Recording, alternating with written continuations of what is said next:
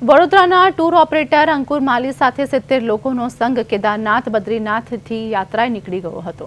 આ સંઘમાં સામેલ એક વડીલ જ્યારે કેદારનાથ મંદિરના પરિસરમાં હતા ત્યારે જ તેમને અચાનક હાર્ટ એટેક આવતા જ અને તેમનું પ્રાણ પંખેરું ઉડી ગયું હતું। આ કરુણ ઘટના બાદ મૃતકના પુત્રએ સરકાર અને વહીવટીતંત્ર સામે ગંભીર સવાલો ઉઠાવ્યા છે।